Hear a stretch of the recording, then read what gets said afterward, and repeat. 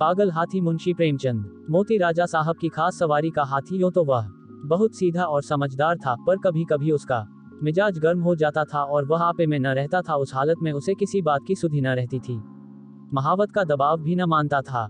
एक बार इसी पागलपन में उसने अपने महावत को मार डाला। राजा साहब ने वह खबर सुनी तो उन्हें बहुत क्रोध आया। मोती की पदवी छिन गई, राजा साहब की सवारी से निकाल दिया गया। कुलियों की तरह उसे लकड़ियां ढूंढनी पड़ती, पत्थर लादने पड़ते और शाम को वह पीपल के नीचे मोटी जंजीरों से बांध दिया जाता। रातिब बंद हो गया, उसके सामने सूखी टहनियां डाल दी जाती थी और उन्हीं को चबाकर वह भूख की आग बुझाता। जब वह अपनी इस दशा को अपनी पहली दशा से मिलाता तो वह बहुत चंचल हो जाता। वह सोचता, कहाँ मैं राजा का सबसे प्यारा हाथी था और कहाँ आज मामूली मजदूर हूँ। ये सोचकर जोर जोर से चिंघाड़ता और उछलता। आखिर एक दिन उसे इतना जोश आया कि उसने लोहे की जंजीरें तोड़ डाली और जंगल की तरफ भागा। थोड़ी ही दूर पर एक नदी थी।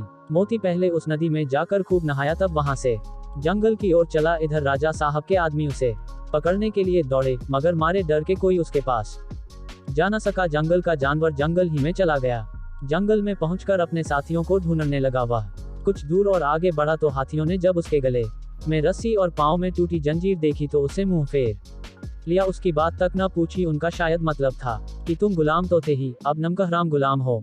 तुम्हारी जगह इस जंगल में नहीं है जब तक वे आंखों से ओझल न हो गए। मोती वहीं खड़ा ताकता रहा, फिर न जाने क्या सोचकर वहां से भागता हुआ महल की ओर चला। वह रास्ते ही में था कि उसने देखा कि राजा साहब शिकारियों के साथ घोड़े पर चले आ रहे हैं। वह फौरन एक बड़ी चट्टान की आड़ में छिप गया। धूप तेज थी।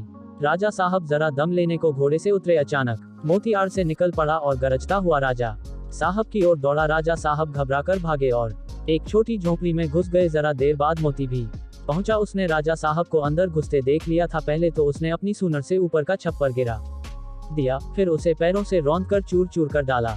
भीतर राजा साहब का मारे डर के बुरा हाल था। जान बचने की कोई आशा न थी। आखिर कुछ न सूझी तो वह जान पर खेलकर पीछे दीवार पर चढ़ गए और दूसरी तरफ कूदकर भाग निकले। मोती द्वार पर खड़ा छप्पर रौंद रहा था और सोच रहा था कि दीवार कैसे गिराऊं। आखिर उसने धक्का देकर दीवार गिरा दी। मिट्टी की दीवार पागल हाथी का धक्का क्या सहती, मगर जब राजा साहब भीतर न मिले तो उसने बाकी दीवारें भी गिरा दी और जंगल की तरफ चला गया। घर लौटकर राजा साहब ने ढिंढोरा पिटवा दिया कि जो आदमी मोती को जीता पकड़ कर लाएगा उसे 1000 रुपया इनाम दिया जाएगा। कई आदमी इनाम के लालच में उसे पकड़ने के लिए जंगल गए, मगर उनमें से एक भी न लौटा। मोती के महावत के एक लड़का था, उसका नाम था मुरली। अभी वह कुल 8-9 बरस का था, इसलिए राजा साहब दया करके उसे और उसकी मां को खाने पहनने के लिए कुछ खर्च दिया करते थे। मुरली था तो बालक पर हिम्मत का धनी था। कमर बांधकर मोती को पकड़ लाने के लिए तैयार हो गया, मगर मां ने बहुतेरा समझाया और लोगों ने भी मना किया, मगर उसने किसी की एक न सुनी और जंगल की ओर चल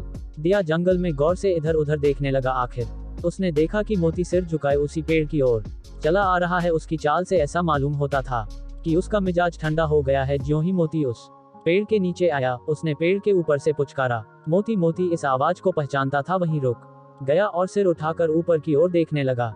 मुरली को देखकर पहचान गया, ये वही मुरली था जिसे वह अपनी सूनर से उठाकर अपने मस्तक पर बिठा लेता था। मैंने ही इसके बाप को मार डाला है, ये सोचकर उसे बालक पर दया आई। खुश होकर सूनर हिलाने लगा। मुरली उसके मन के भाव को पहचान गया। वह पेड़ से नीचे उतरा और उसकी सूनर को थपकियां देने लगा, फिर उसे बैठने का इशारा किया।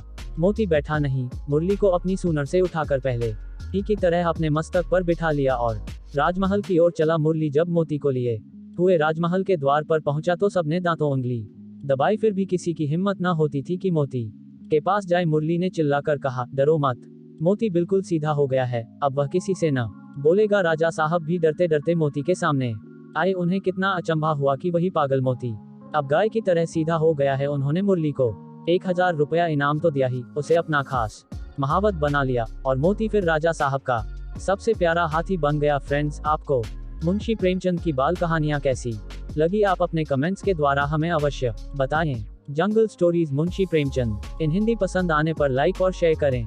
ऐसी ही अन्य हिंदी कहानी पढ़ने के लिए हमें सब्सक्राइब कर लें। थैंक्स। पढ़िए मुंशी प्रेमचंद की अन्य कहानियाँ। दूध का दाम मुंशी प्रेमचंद की कहानी, पूस की रात मुंशी प्रेमचंद की कहानी, बूढ़ी काकी मुंशी प्रेमचंद की कहानी, बंद दरवाजा मुंशी प्रेमचंद की कहानी।